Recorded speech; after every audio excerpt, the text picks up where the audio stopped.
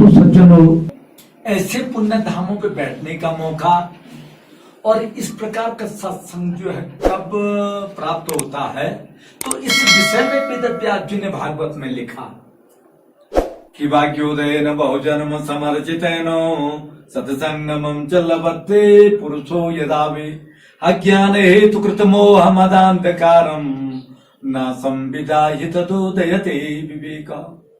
भाग्योदयन बहु, एक ही जन्म का नहीं बा, जब जन्म जन्मांतरों का भाग्यों का पुण्यों का उदय होता है तभी तो इस प्रकार का सत्संग और इस प्रकार के पुण्य धामों का दर्शन होता है। ये कोई साधारण स्थान नहीं है सज्जनों, ये कोई आज की तरह पिकनिक आदि का स्थान नहीं है जैसे आज हो रखा है कि ऊंचे ऊंचे स्थानों पे बैठे, कंधे पे हाथ रखा और फोटो खींचा और घर की ओर चल पड़े। नहीं सज्जनों, ये कैसे, यहां तो ऊंचे ऊंचे स्थानों पे बैठ करके ओम नमो भगवते वासुदेव का जाप किया जाता था, गायत्री का जाप किया जाता था, परंतु आज कहां देखने को मिल रहा है। ये कैसा पुण्य धाम है। इस धाम के विषय में वेद व्यास जी ने स्कंद पुराण में लिखा कि बहूनि संत तीर्थानि दिवि भूमो रसासुचो बद्री सदृश तीर्थ न भूतो न भविष्यति।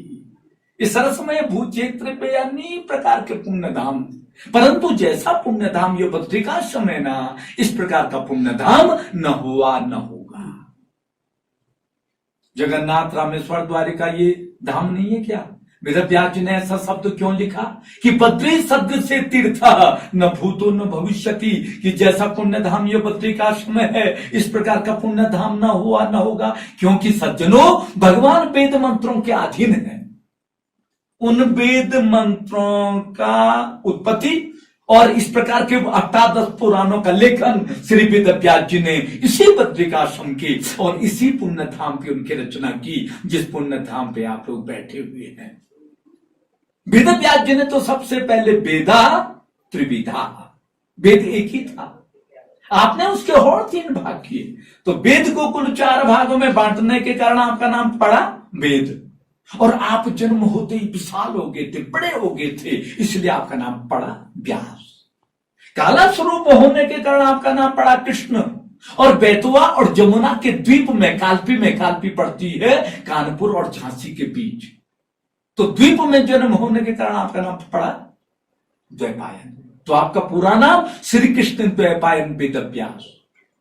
वेद को तो आपने तो 4 भागों में तो बांट डाला, और भागवत में लिखा कि स्त्री सुत दुज बंधु नाम त्रही नो सुति गोचरा। किसी किसी के लिए वेद पढ़ने का अधिकार नहीं है, तो जिनको वेद पढ़ने का अधिकार, उनका कल्याण कैसे होगा फिर? अरे भगवान के खाते में तो सबका कल्याण होना चाहिए, चाहे वो किसी जाति का हो, किसी धर्म का हो, चाहे स्त्री हो चाहे पुरुष हो। तो कौन एक ऐसा ग्रंथ होगा जिसमें वेदों का भी रहस्य हो, पुराणों का भी रहस्य हो, शास्त्रों का भी रहस्य हो? तो ब्रह्मा जी ने कहा कि वेद व्यास, भाई ऐसा ग्रंथ हो तो केवल महाभारत है जिसमें सब कुछ है। वेद व्यास जी ने कहा कि महाभारत में तो 1,08 श्लोक कलयुग आने वाला है, इतने जल्दी कौन लिखेगा? तो ब्रह्मा जी ने कहा कि आप गणेश जी का हवन कीजिए, गणेश जी की स्तुति कीजिए ना। तब वेद व्यास जी ने गणेश जी का हवन किया कि तद संस्मार हे रंभ व्यासो सत्यवती सुधव इसमें मात्रो गणेशानु भक्ति चिंतित पूरक। गणेश जी आए तो गणेश जी ने कहा कि अहम मृत्युस्मि, मैं स्वीकार करता हूं, परंतु एक शर्त पे। तो क्या शर्त थी गणेश जी की? तत्प्राहविघ्नेशो यदि मे लेखनी क्षणम लिखते नावतृष्टे तो तदा श्याम लेखको हम। ये लिखते वक्त मेरे लेखनी रुकनी नहीं चाहिए वेद व्यास, भाई इस शर्त पे लिखना तो मैं लिखूंगा। तो वेद व्यास जी ने कहा कि मेरी भी शर्त रहेगी ना। अरे यस्मिन् श्लोके अहम वक्तव्यम तो अन्य व्याख्या भी लिखा, मैं भी जिस श्लोक को कहूंगा आप भी सोच और समझ के लिखना। तो यहां से वेद व्यास जी महाभारत बोले और नीचे गणेश गुफा में गणेश जी लिखे।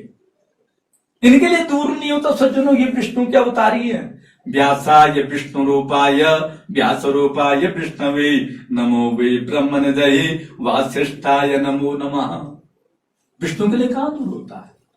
ये तो विष्णु के अवतारी हैं, तो विष्णु के लिए कहां दूर होता है? विष्णु तो सिया राम मया सब जग जानी कराऊं प्रणाम जोरी जुग पाणी। ये तो स्थूल भी है और विराट भी है। तो ये तो सूक्ष्म रूप धरि सी यही दिखावा, विकट रूप धरि लंक जलावा, इनके लिए कहां दूर होता है। ये तो सहस्रसी दिखा पुरुष सहस्राक्ष सहस्त्रपाद, इनके लिए कहां दूर होता है। परंतु सज्जनों, पूरा सरस्वती तीरे व्यास सत्यवती सुतः, सत्यवती सुतः। आपकी माता श्री का नाम था मत्स्यगंधा, इसके बाद नाम पड़ा योजनगंधा, और जब आपका जन्म हुआ तब नाम पड़ा सत्यवती। तो सत्यवती के गर्भ से आपका जन्म उस समय हुआ जिस समय सत्यवती कुंवारी थी, उस समय वेदव्यास जी का जन्म हो गया था। कौन लालन पालन करे, कौन भोजन की व्यवस्था करे, कौन दूध की व्यवस्था करे, इसलिए तो वेदव्यास जी जन्म होते ही विशाल हो गए, इसीलिए तो आपका नाम पड़ा व्यास। इसके बाद आपकी मां की शादी किनसे हुई? राजा शांतनु से। शांतनु की पत्नी का नाम था गंगा, तो गंगा ने राजा शांतनु को छोड़ दिया था, तब आपकी मां की शादी राजा शांतनु से हुई। तो पूरा सरस्वती तीरे व्यास सत्यवती सुता, सत्यवती के नंदन कृष्ण द्वैपायन सिरे पे वेदव्यास जब सरस्वती के किनारे पे जाके बैठे हुए थे, तब तक नारद जी का आगमन हुआ। तम दृष्ट्वा परम प्रीति व्यास सत्यवती सुता कृत्वा अर्घमासनम दत्वा प्रपक्षम कुशलम मुनि। तम दृष्ट्वा, वेदव्यास जी ने जब नारद जी को देखा, सबसे पहले आसन दिया, अर्घ्य से उनके पादों का प्रक्षालन किया, गंध अक्षत से उनकी पंचोपचार पूजा की, अंत में उनकी कुशलता को पूछा। सज्जनों, ये हमारा हिंदू धर्म संस्कार है। कोई घर में अतिथि आ जाए, पहली ऐसी सेवा होती थी।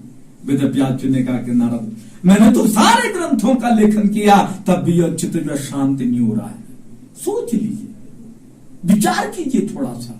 अरे जिसने ब्रह्म सूत्र की रचना कर ली, इतिहास पुराण की रचना कर ली, वेदों का विभाजन कर लिया, अरे महाभारत जैसे महान ग्रंथ की रचना कर ली, 17 पुराणों की रचना कर ली, और तब भी आत्मसंतुष्टि नहीं मिली। वाह मेरे वेदव्यास, धन्य हो ऐसे महापुरुषों के लिए। इतनी ग्रंथों की रचना करने के बावजूद भी आत्मसंतुष्टि नहीं मिली। वेदव्यास जी ने कहा कि नारद, मैंने तो सब कुछ कर दिया है, तब भी चित्त जो शांति नहीं हो रहा है। तो नारद जी ने कहा, आपने तो सब कुछ कर दिया, पर जब तक आपने पीवत भागवतम रसमालयम मोहरे रसिका भुवे बाबू का, जब तक आपने भक्तों को भागवत रूपी रस का पान नहीं दिया, जब तक आपने श्री कृष्ण के गुणानुवादों का वर्णन नहीं किया वेदव्यास, जब तक आपने सदगति मुक्ति का मार्ग नहीं बताया, तब तक आपका यो चित्त जो शांति नहीं होगा। तो अंत में वेदव्यास जी ने नारायणं नमस्कृत्य नरं चैव नरोत्तमं देवीं सरस्वतीं व्यासं ततो जयमुदीरये। नरनारायण भगवान को प्रणाम किया, मां सरस्वती की वंदना की, और जिस पुण्य धाम पे आप लोग बैठे हुए हैं, इसी पुण्य धाम पे बैठ करके महाभारत के बाद 18वां पुराण श्रीमद् भागवत महापुराण की रचना की थी। वेदव्यास जी का प्राचीन स्वरूप, इससे पुरानी मूर्ति, ये नई मूर्ति 1996 में चेन्नई के अर्जुन दास आहूजा जी ने इस गुफा का जीर्णोद्धार और इस विशाल मूर्ति की स्थापना की। कहां रह गया मद्रास, कहां रह गया माणा। भगवान विष्णु व्यासाय विष्णु रूपाय, वेदों को रचने के लिए, पुराणों को लिखने के लिए विष्णु का अवतार, व्यास का अवतार हुआ। शुक मुनि जो 12 साल तक मां के गर्भ में रहे, 12 साल तक, कहा कि जब तक मुझे गर्भ में श्री कृष्ण के दर्शन नहीं होंगे तब तक मैं जन्म नहीं लूंगा। जन्म लूंगा, माया मुझे घेर लेगी, मैं माया के चक्र में नहीं पड़ना चाहता हूं। और कैसे वो आनंद कंद वृंदावन बिहारी, जो भक्त की मनोकामनाओं को परिपूर्ण करने के लिए मां के गर्भ में भी दर्शन दे देते हैं। 12वें साल में श्री कृष्ण के दर्शन हुए और जन्म लिया, और बिना नामकरण संस्कार किए हुए घर बार को छोड़ करके जंगल की ओर चल पड़े।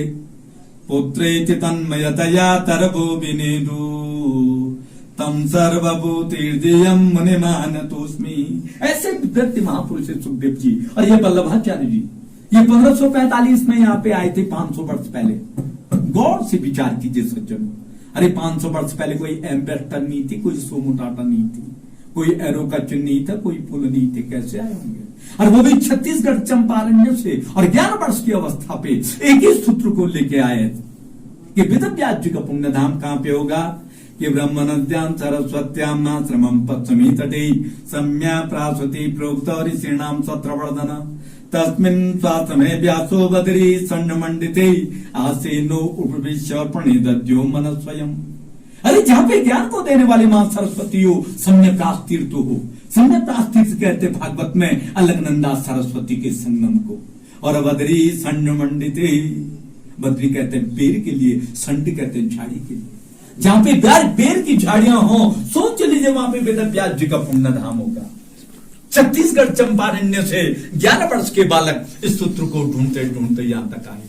और वल्लभाचार्य जी जब यहां पे आए तो साक्षात वेद व्यास के दर्शन हुए, क्योंकि अश्वत्थामा बलर्व्यासो हनुमान च विभीषण कृपा परशुराम सप्ते चिरजीविनो, ये आज भी अजर अमर है?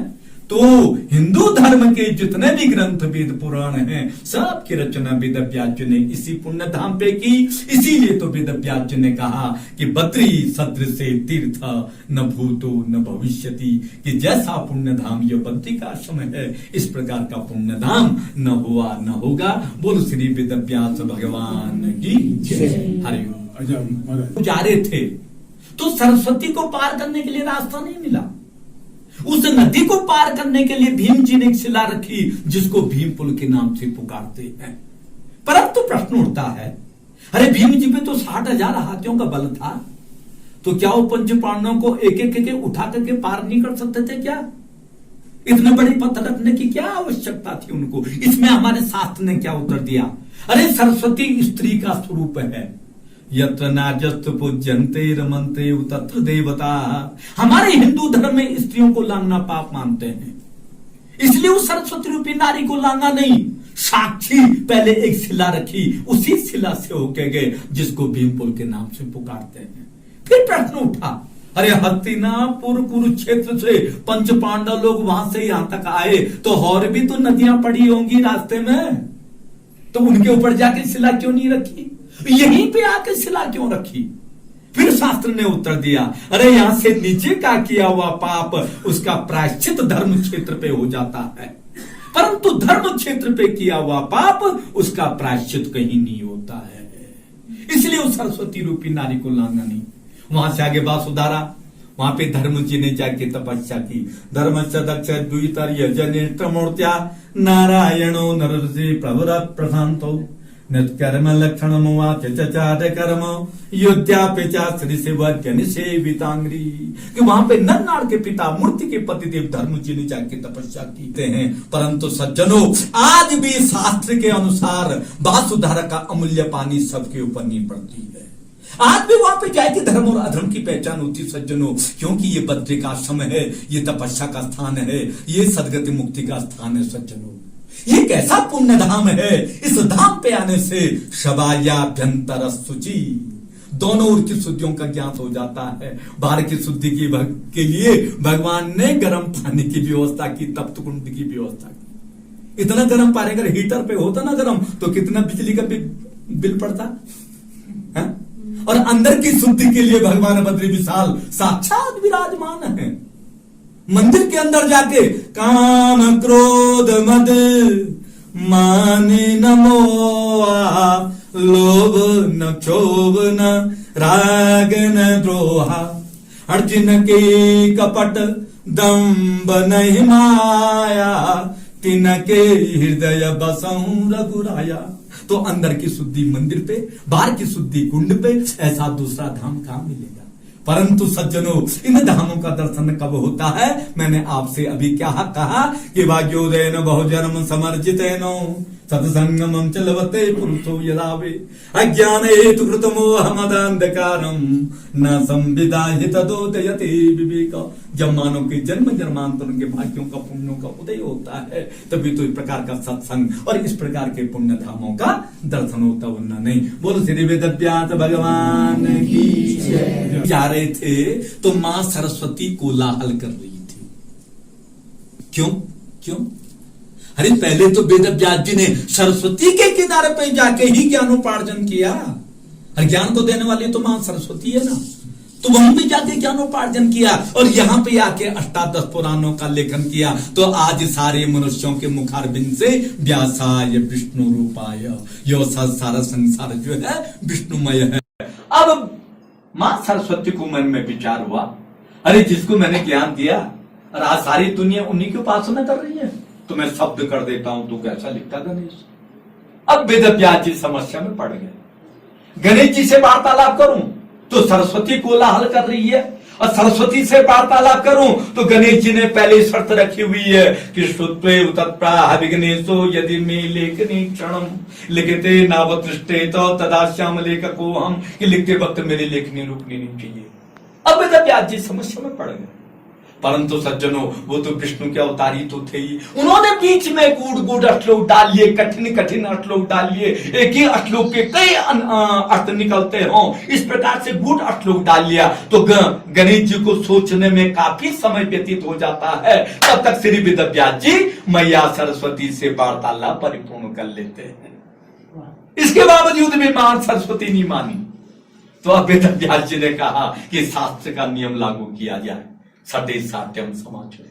जो कहना नहीं मानता है उसको दंड देना अति आवश्यक है। तो वेद व्यास जी कहते हैं क्या नहीं मानती है तो जाओ, तुम्हारा नाम यहीं तक रहेगा, यहां से आगे आपका नाम नहीं रहेगा। इसलिए कहते हैं कि मां सरस्वती का कुछ पानी पाताल की ओर जाकर के और प्रयागराज इलाहाबाद में जाकर निकलता है, और आधा पानी सरस्वती का रूप बना के भीम पुल के नीचे नीचे होकर के अलकनंदा में संगम होता है। इसको केशव प्रयाग कहते हैं।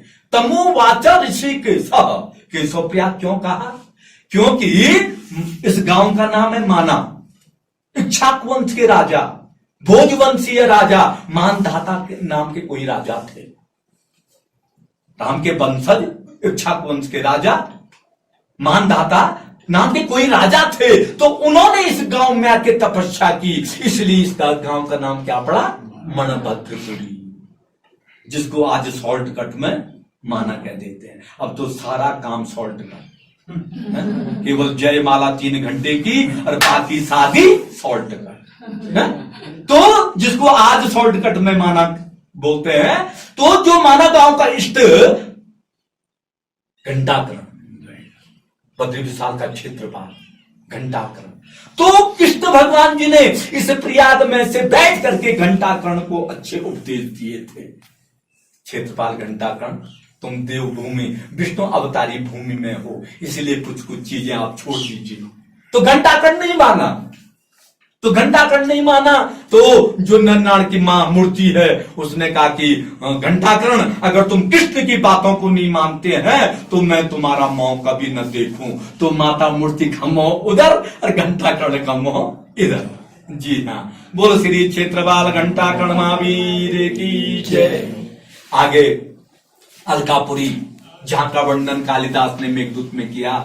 यक्षों की नगरी, कुबेर की राजधानी अलकापुरी।